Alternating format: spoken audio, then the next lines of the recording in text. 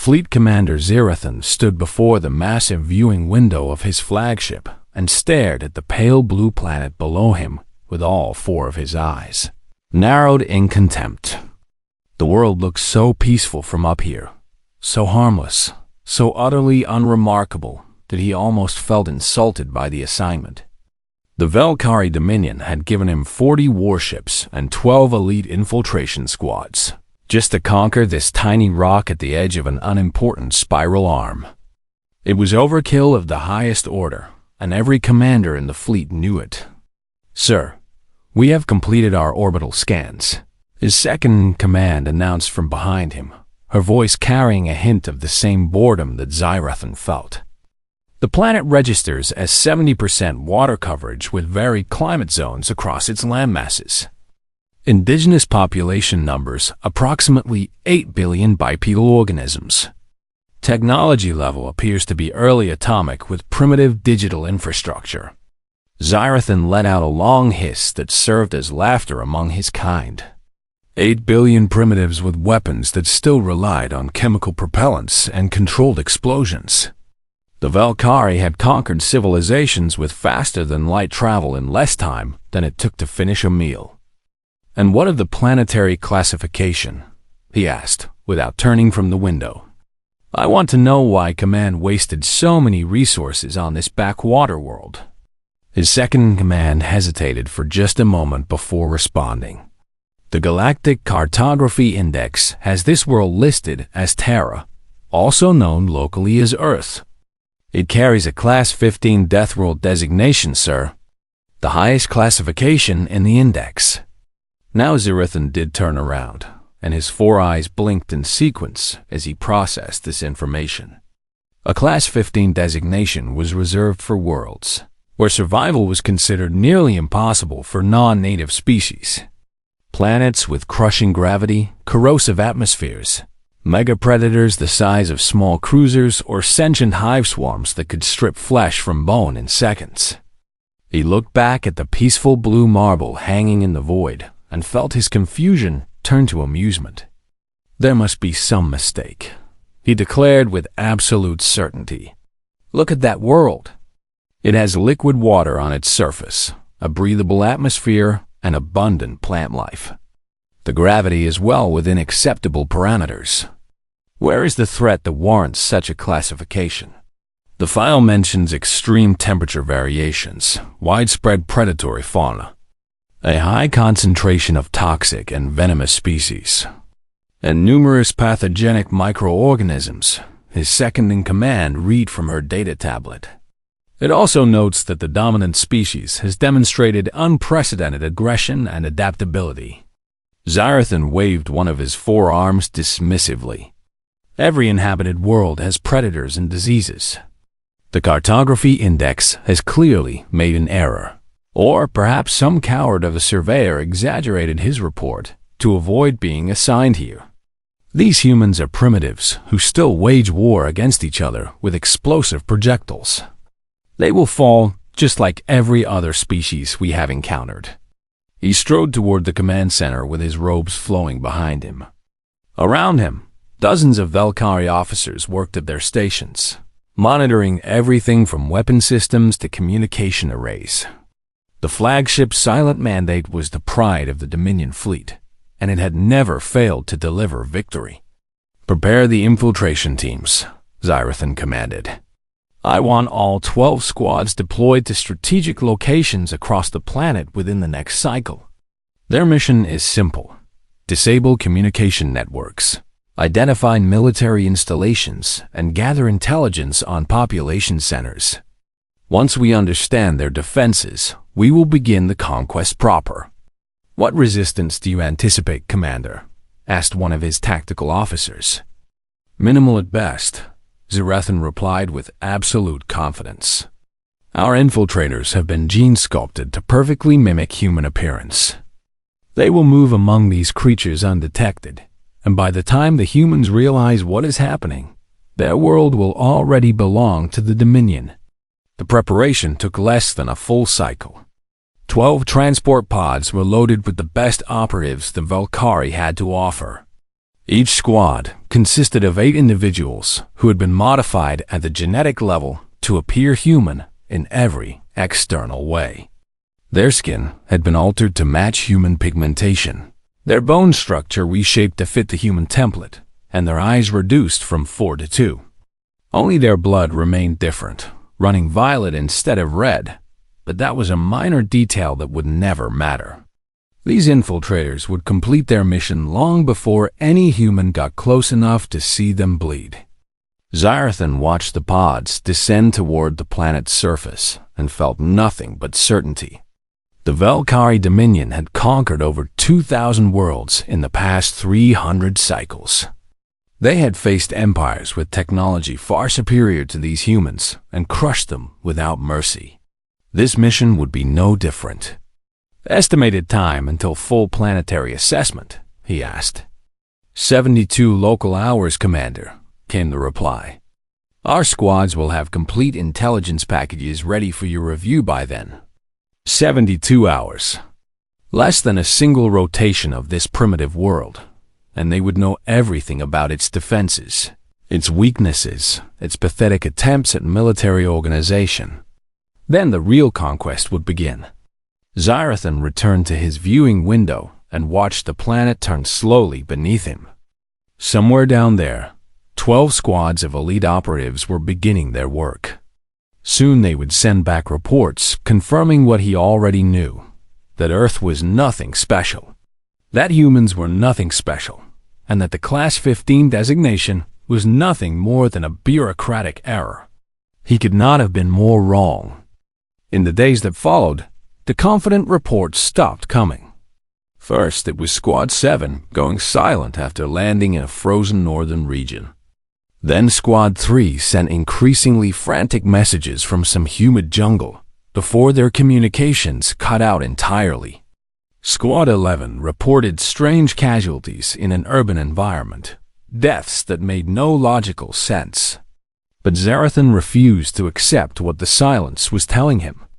He refused to believe that a primitive species on an unremarkable world could pose any threat to Velkari superiority.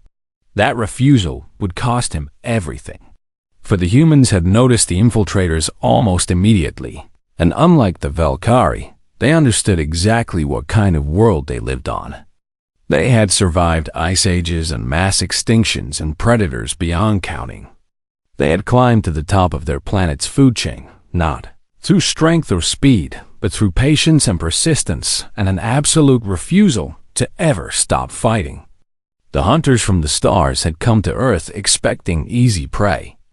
They had no idea that they had just become the hunted. Squad 7 made planetfall in the frozen wasteland that humans called Siberia, and from the very first moment, everything went wrong. Commander Vethras had studied the mission files carefully before deployment. The region was sparsely populated, which made it perfect for establishing a hidden base of operations. The cold temperatures were noted in the briefing, but the Velkari had thermal regulation implants that should have handled any reasonable climate variation. What they did not understand was that Siberia did not deal in reasonable climate variations. The first night brought temperatures that plunged far below anything the implants were designed to handle. 3 operatives, who had stepped outside to establish a perimeter, simply stopped moving. Their bodies were found the next morning, frozen solid from the inside out. Their thermal implants burned out from trying to fight against the impossible cold. Vethras sent a panicked message to the fleet, requesting immediate extraction. The response told him to continue the mission and stop exaggerating. Surely the cold could not be that severe. By the end of the second day, 2 more operatives had died. One fell through ice that looked solid, but was not. The other was attacked by a large furry predator that the humans apparently called a bear. The creature had emerged from the forest without warning, moving faster than something that size should have been able to move. The remaining 3 members of Squad 7 tried to reach civilization, hoping that human settlements would offer protection from the environment. They never made it. The rescue team that the fleet eventually sent found their frozen bodies scattered across the snow, killed by something the mission briefing had dismissed as merely weather. But Squad 7's fate was merciful compared to what happened to Squad 3. They had landed in a vast green jungle in the southern part of a landmass called South America. The mission leader, a veteran operative named Kethra, had felt confident as they set up their base camp. The jungle was thick with life, which meant plenty of cover for their activities. The humidity was uncomfortable, but manageable. Then the jungle began to kill them. It started with the insects. Tiny creatures no bigger than a fingernail descended on the squad in clouds. Their bites caused swelling and fever, and the Valkyrie medical nanobots could not keep up with the sheer number of toxins being introduced into their systems. One operative stumbled into a nest of something the humans called bullet ants. His screams lasted for hours before he finally fell silent. Another was bitten by a snake so small that nobody saw it until the venom had already stopped his heart. The jungle was alive in ways that the Valkyrie had never imagined.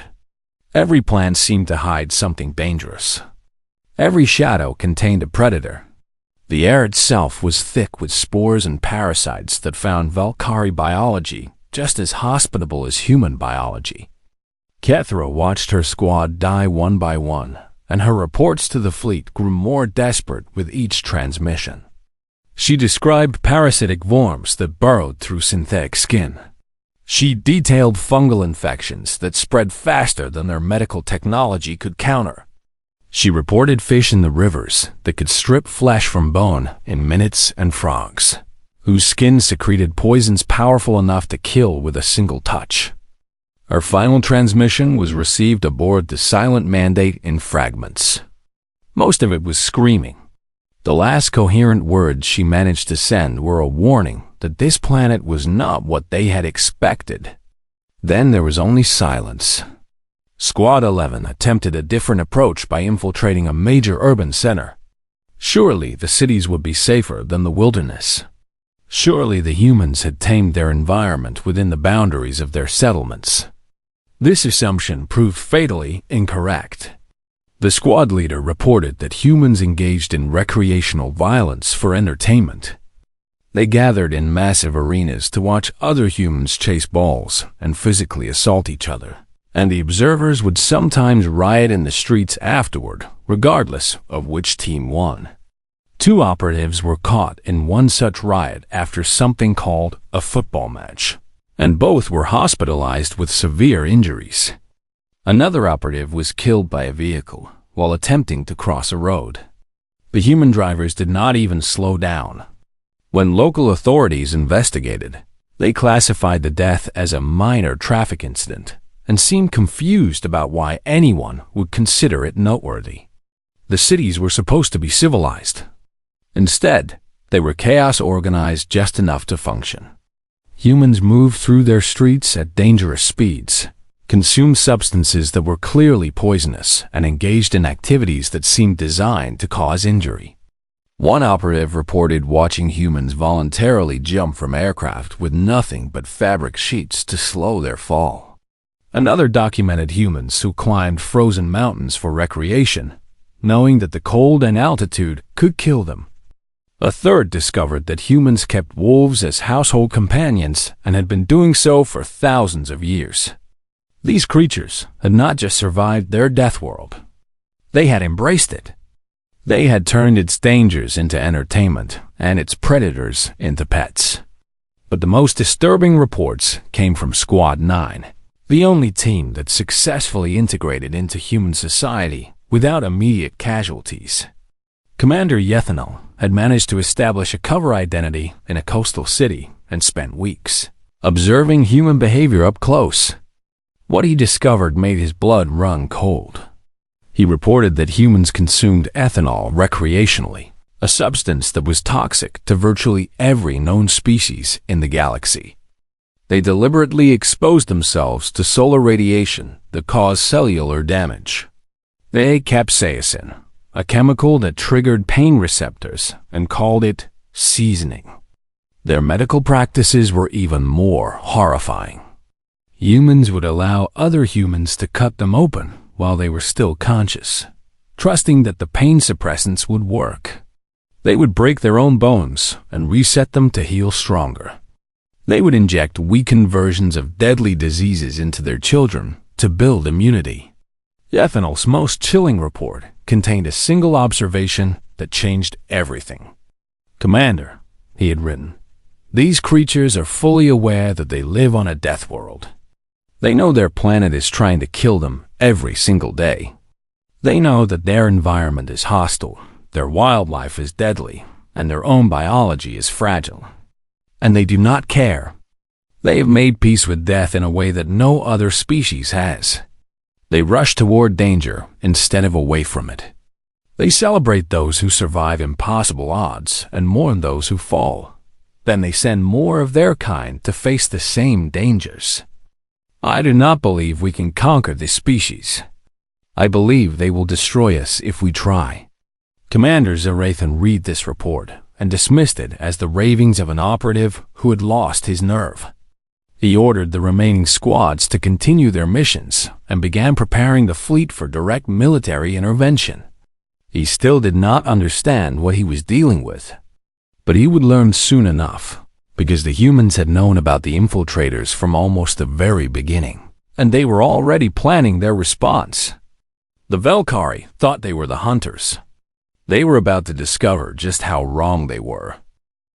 General Diane Kowalski sat in a bunker 300 meters beneath the surface of the Earth and reviewed the intelligence reports with cold satisfaction spreading across her face. 48 hours. That was all it had taken for humanity to detect the alien infiltrators. 48 hours from the first landing to complete identification of the threat. The Valkyrie had made several critical errors in their assessment of human capabilities. They had assumed that primitive technology meant primitive awareness. They had believed that a species still fighting among themselves would be too distracted to notice outside interference. They had underestimated the one trait that had kept humanity alive through ice ages and plagues and countless extinction events: paranoia. Humans had been watching their skies for threats since the first cave dweller looked up and wondered what the lights in the darkness might mean. They had built listening stations and orbital telescopes and early warning systems designed to detect anything unusual. And when 12 objects had descended through the atmosphere and landed in strategic locations around the globe, every major intelligence agency on the planet had noticed. "Show me the Montreal footage again," Kowalski ordered. The screen in front of her flickered to life, displaying security camera footage from a busy shopping district. A figure walked through the crowd, appearing perfectly human to any casual observer. But Kowalski's analysts had flagged dozens of tiny inconsistencies. The figure's micro-expressions were wrong, displaying emotions a fraction of a second too late, as if they were being calculated rather than felt. Its body temperature registered slightly lower than human normal on thermal imaging. And when one of Kowalski's field agents had accidentally bumped into the figure hard enough to cause a small cut, the blood that appeared was not red. It was violet. "We have confirmed locations on 4 remaining infiltration teams," her aide reported. "Squads 2, 5, 9, and 12 all under surveillance. We lost track of the others, but field reports suggest environmental casualties." Kowalski allowed herself a thin smile. Environmental casualties. The aliens had come to conquer Earth, and the planet itself had killed more than half of them before humanity even had to lift a finger. "What about the fleet in orbit?" she asked. 40 warships holding position beyond the moon. They appeared to be waiting for intelligence reports from their ground teams. "Our analysts believe they are planning a full military invasion once they have mapped our defenses." Kowalski stood and walked to a large display showing a map of the world. Red dots marked the known positions of alien infiltrators. Blue dots marked the positions of human response teams. For decades, humanity had prepared for this moment. Every major nation had contingency plans for extraterrestrial contact, and most of those plans assumed that first contact would be hostile. Secret facilities had been built. Weapons had been developed. Training programs had been established. The aliens thought they were infiltrating a primitive civilization. They had no idea they were walking into a trap that had been waiting for them since before they were born. "Begin Phase 2, Kowalski ordered. "I want all remaining infiltrators captured alive if possible. Dead if necessary. And someone get me a direct line to Beijing, Moscow, and Brussels. It's time to show these visitors what happens when you try to invade a Deathworld." The capture operations began within the hour. Squad 12 was taken first, ambushed in their safe house by special forces teams from 3 different nations working in perfect coordination. The aliens had expected humanity to be divided, weakened by their constant internal conflicts. Instead, they found a species that could put aside centuries of hatred the moment an outside threat appeared. Squad 5 went down fighting, but human weapons proved far more effective than the Valkyrie had anticipated. Chemical propellants and controlled explosions might have been primitive, but they were also brutally efficient at putting holes in living tissue. The aliens had shields that could stop energy weapons, but they had never needed to develop protection against simple kinetic impacts. Squad 2 attempted to flee and made it almost 50 kilometers before a human aircraft dropped something on their position that turned a square mile of forest into a smoking crater. But it was Squad 9 that provided the real intelligence breakthrough. Commander Yethanol was captured alive in the Montreal Café, where he had been observing human behavior. He did not resist when the human agents surrounded him. He had spent enough time among these creatures to know that resistance would only make things worse. They took him to a facility that did not officially exist, located somewhere beneath a mountain range that humans called the Rockies. And there, they introduced him to human interrogation techniques. The Valkyrie had expected torture. They had protocols for resisting physical pain, mental conditioning that could withstand even the most brutal treatment. What they did not have was any defense against what the humans actually did. They talked to him.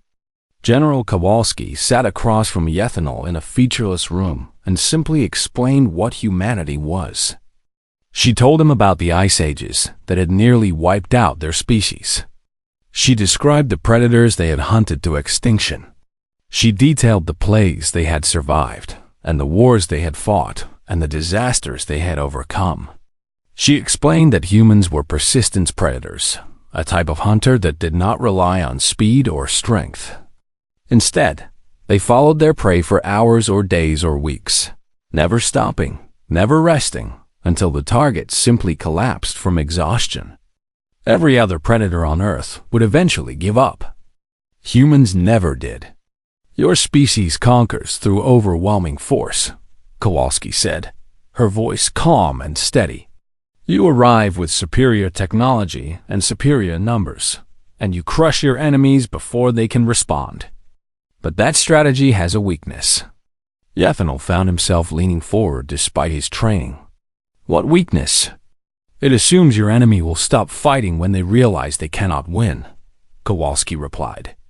"Humans do not do that. We will fight until the last one of us is dead. And even then, we will have left traps for whoever comes to claim our territory. We do not surrender. We do not accept defeat. We simply keep fighting until we win or until there is nothing left of us." She slid a tablet across the table, showing images of human history. Wars that lasted decades. Resistance movements that continued for generations.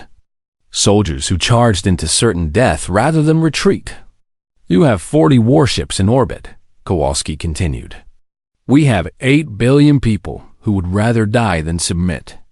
Do the math." Yethanol stared at the images and felt something he had never experienced before. Fear. True, genuine, absolute fear.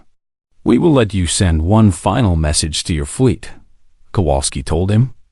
"You can tell your commander whatever you think he needs to hear. But I want you to understand something first." She leaned forward, and her eyes were harder than any metal Yethnal had ever seen. "We know you are here. We know what you want, and we are going to stop you. Not because we have superior technology, not because we have greater numbers, but because this is our home, and we will burn it to ashes before we let anyone take it from us." She stood and walked toward the door. "Send your message, and pray your commander is smart enough to leave." Yethanel sent his message, and it contained only 5 words. "Do not invade this planet." Commander Zarathan received the message and ignored it completely. That decision would be the last mistake he ever made. Commander Zarathan stood on the bridge of the silent mandate and read the message from his captured operative for the 3rd time. "Do not invade this planet." 5 words. 5 pathetic words from an operative who had clearly lost his mind during captivity. The humans had broken Yethanel somehow, turned him into a mouthpiece for their primitive propaganda. There was no other explanation. "The infiltration operation has failed," his second-in-command observed carefully. "Perhaps we should request additional forces from the Dominion before proceeding." "Additional forces?" Zarathan turned all 4 of his eyes on her, with contempt burning in each one. "We have 40 warships. Each one carries enough firepower to level a continent. These primitives have chemical rockets and explosive projectiles. There is nothing they can do to stop us." He strode to the center of the command deck and raised his voice so every officer could hear. "The Volcari Dominion has conquered over 2,000 worlds. We have faced empires that stretched across entire star systems. We have crushed civilizations with technology that made ours look primitive. And we did not do this by running away at the first sign of resistance." His officers straightened at their stations, shame and renewed determination visible on their faces. "These humans have captured our operatives and killed others. They have dared to threaten us, to warn us away from their pathetic little world. Such defiance cannot go unpunished."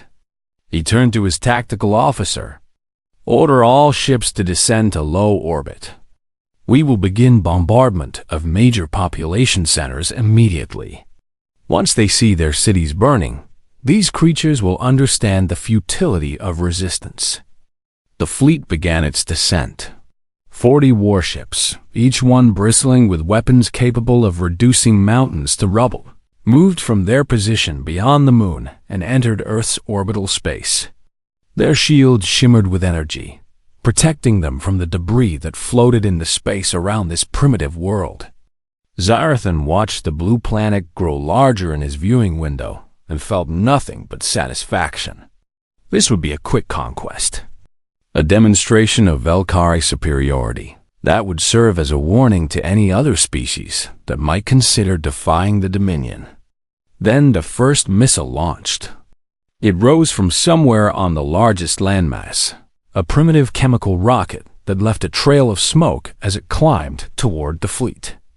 Zarathan watched it approach with amusement. 1 missile against 40 warships. The humans were even more foolish than he had thought. The warship Crimson Dawn intercepted the missile with a casual burst of defensive fire. The explosion was bright but harmless, detonating far from any ship. Then 10 more missiles launched. Then 100. Then 1,000. They rose from every continent on the planet, from hidden silos and mobile launchers and submarines lurking beneath the oceans. They climbed toward the fleet in waves, each one carrying a payload of nuclear fury. The Volcari shields held against the first barrage. Explosions blossomed across the fleet like flowers of fire, but no ships were damaged. The second barrage was larger, and still the shields held, though several ships reported power fluctuations. The third barrage was massive. Missiles came from every direction, too many for the defensive systems to track. Nuclear warheads detonated against shield barriers that were already weakened. And finally, the shields began to fail. The first ship to fall was the Righteous Fury. Its shields collapsed under the sustained assault, and 3 warheads struck it simultaneously. The explosion was visible from the planet's surface, a new star briefly appearing in the daytime sky. Then the Eternal Dominance went down, its reactor breaching as it tried to climb away from the onslaught. 2 more ships collided while attempting evasive maneuvers. A 5th was struck by a type of missile that the Valkyrie had never seen before, something that released a pulse of electromagnetic energy that shut down every system on board. Xarathan watched his fleet dying around him and finally understood. The Class-15 designation had not been a mistake. It had not referred to the wildlife, or the environment, or the diseases. It had referred to the inhabitants themselves, to a species that had evolved on a world so hostile that they had learned to weaponize everything around them. These creatures had split the atom before they had achieved spaceflight. They had created weapons capable of destroying their own world and had nearly used them on each other multiple times. They had practiced for apocalyptic war for generations, building arsenals that could crack the crust of their own planet. And now they were turning all of that destructive power on the Valkyrie fleet. "All ships, retreat!" Xarathan screamed. "Get us out of the gravity well." But it was too late for the silent mandate. A human weapon that the Valkyrie would later learn was called a kinetic kill vehicle, struck the flagship at hypersonic speed. It was not a bomb. It was not explosive in any way. It was simply a large piece of metal moving faster than anything had any right to move within an atmosphere. The impact tore through the silent mandate like it was made of paper. Xarathan had just enough time to see the hull breach before the vacuum of space claimed him. His last thought was disbelief. Pure, absolute disbelief that a species without faster-than-light travel had just destroyed the most powerful warship in the Dominion fleet. The battle lasted less than 2 hours. Of the 40 warships that had descended on Earth, only 3 managed to escape the gravity well and flee toward deep space. They left behind the burning wreckage of 37 vessels, including the flagship, scattered across Earth's orbit like a warning to anyone else who might consider invasion. On the surface below, humanity watched the burning debris streak across their skies and felt something that had been building for millennia finally find release. They had always known they were not alone in the universe. They had always feared what might come from the stars. They had built weapons and made plans and prepared for the worst. And when the worst had finally arrived, they had faced it together. Nations that had been enemies for centuries had fought side by side. Military secrets that had been guarded for generations had been shared in moments. Every nuclear weapon on the planet had been made available for the defense of humanity as a whole. General Kowalski stood in her bunker and watched the final Valkyrie ships flee toward the outer system. Around her, celebration was beginning. Officers who had not slept in days were cheering and embracing, tears streaming down their faces. But Kowalski did not celebrate. She knew this was only the beginning. The surviving Valkyrie would return to their masters with tales of what had happened here. The Dominion would learn that Earth was not the easy conquest they had expected. And then what? Would they send more ships? A larger fleet? Would they try again with better weapons and more careful tactics? Or would they finally understand what humans had always known? That this world, this tiny blue rock in an unremarkable corner of the galaxy, had forged its inhabitants into something unique, something dangerous, something that would never stop fighting, no matter the odds, no matter the cost. Kowalski allowed herself one small smile as she watched the last enemy ship disappear into the darkness. "Let them come," she whispered to herself. "Let them send everything they have. We will be waiting." And deep in her heart, she knew it was true. Humanity had faced its first test and passed. Whatever came next, they would face together. The Deathworld had spoken, and its message was clear. Do not come here unless you are prepared to die. The 3 surviving warships limped back to Valkyrie, space with their hulls scarred and their crews traumatized by what they had witnessed. Commander Xyrathan was dead. The silent mandate was debris scattered across an alien sky. 37 warships, thousands of soldiers, 12 elite infiltration squads, all of it gone. Destroyed by a species that still used chemical propellants and had only just begun to explore their own solar system. The survivors told their story to anyone who would listen, and the tale spread through the Valkyrie Dominion like a plague. They spoke of missiles that rose from the Earth in endless waves. They described weapons that split atoms and released the fury of stars. They told of a species that had watched their world burn and had not surrendered, had not begged for mercy, had simply kept fighting until the enemy was destroyed. The Dominion High Command listened to these reports with growing horror. For 300 cycles, they had conquered worlds without significant opposition. They had believed themselves invincible, unstoppable, the greatest military force in the known galaxy. Now they knew the truth. There was a world at the edge of an unimportant spiral arm that had broken their fleet. There was a species of soft, fragile bipeds that had looked upon Valkyrie might and had chosen war instead of submission. And that species was still there, still watching the stars, still preparing for whatever might come next. The Dominion made a decision that would have been unthinkable just cycles before. They chose not to seek revenge. They chose not to send a larger fleet. They chose to leave the humans alone and hope that the humans would return the favor. But the story did not stay within Valkyrie space for long. The Galactic Council, a loose confederation of species that had been watching the Dominion's expansion with growing concern, demanded a full accounting of what had happened. The Valkyrie had no choice but to comply, and so the recordings were played before representatives of over 400 different civilizations. The chamber fell silent as the footage played. They watched Valkyrie warships descend on a blue world with absolute confidence. They saw the missiles rise from the surface, primitive and crude compared to the energy weapons most species used. They witnessed the shields fail and the ships burn, and the fleet scatter in desperate retreat. But it was the final piece of footage that truly shocked them. A human transmission, broadcast across all frequencies as the battle reached its climax. A female voice, speaking in a language that the universal translators rendered into cold, precise terms. "This is General Diane Kowalski of the United Earth Defense Force.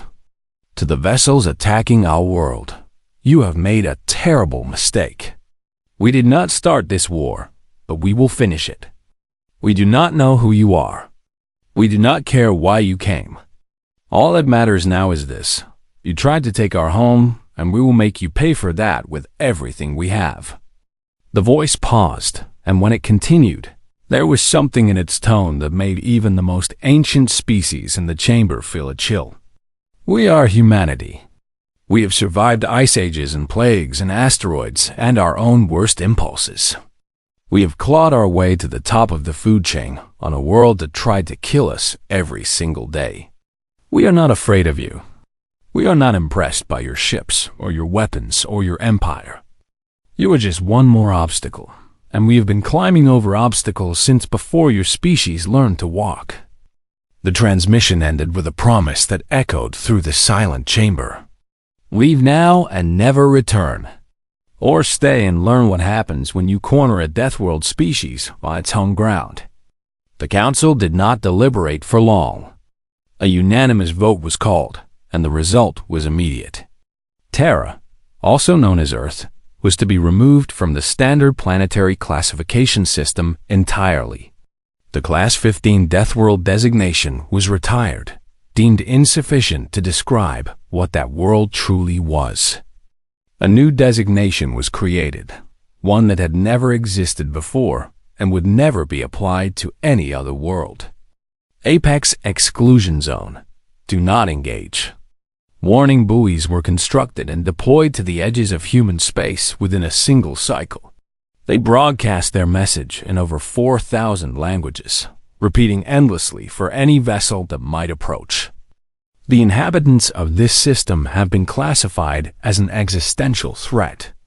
They have achieved nuclear capability and are rapidly developing spaceflight technology.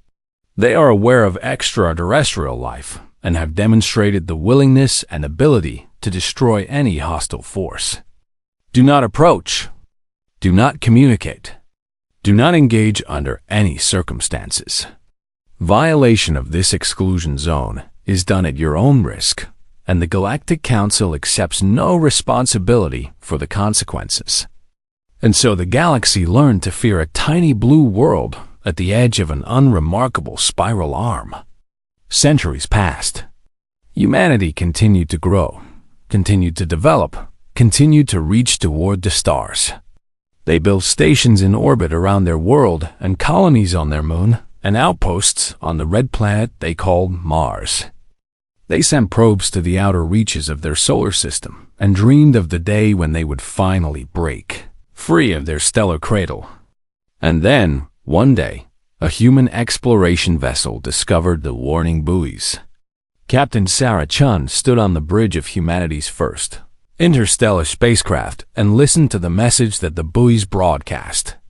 A crew gathered around her, their faces showing a mixture of pride and amusement as the translation played. Existential threat, her first officer read aloud. They think we are an existential threat. Chun smiled and shook her head. They sent a fleet to conquer us, and we destroyed it. What did they expect? The message is 300 years old, her science officer noted. They've been warning people away from us for all that time. Chun considered this for a long moment. 3 centuries of isolation, enforced not by humanity's own choice, but by the fear of others. 3 centuries during which humans had grown stronger, smarter, more capable. 3 centuries of preparation for the day when they would finally meet their galactic neighbors again. Should we disable the buoys? Her first officer asked. No, Chun decided. Leave them active. Let the galaxy keep thinking we are monsters to be avoided. It will make things easier when we start making contact. She turned to her communications officer. But add something to the message. A little update from humanity. The communications officer grinned. What should I say? Chun thought about all the history that had brought them to this moment. The struggles and the wars and the near extinctions. The way humanity had come together when faced with an outside threat and had never truly separated again. The technologies they had developed, the societies they had built, the future they had created for themselves. She thought about the Valkyrie, whoever they were, and the fear they must have felt when they realized what they had awakened. She thought about all the other species out there, cowering behind their warning buoys, hoping that the monsters of Earth would stay in their cage. And she smiled. Tell them this, she said. We are coming out now. We remember what you did, but we are willing to forgive. We are willing to be friends, to trade, to share what we have learned. But make no mistake, we are no longer hiding behind your warning signs. The galaxy belongs to everyone, and humanity is ready to take its place among the stars. She paused and added one final thought. And if anyone has a problem with that, they are welcome to try stopping us. We have been waiting 300 years for someone to try. The message was transmitted, and it spread across the galaxy like wildfire. The humans were coming. The Deathworld species, the ones who had destroyed the Valkyrie fleet, the monsters that the entire galaxy had been warned about for 3 centuries, were finally leaving their world. Some species panicked. Some prepared for war. Some began planning how to make alliances with the newcomers. But the wise ones, the ones who had studied the recordings and understood what they were dealing with, simply sent greetings and offers of friendship. Because they knew the truth that the Valkyrie had learned the hard way. Humanity did not want to conquer. They did not want to destroy. They simply wanted to explore and grow and find their place in the universe. But if anyone tried to stop them, if anyone dared to threaten their home or their people or their future. They would face the full fury of a species that had been forged in the fires of the deadliest planet in the known galaxy. Earth had sent its children to the stars, and the stars would never be the same.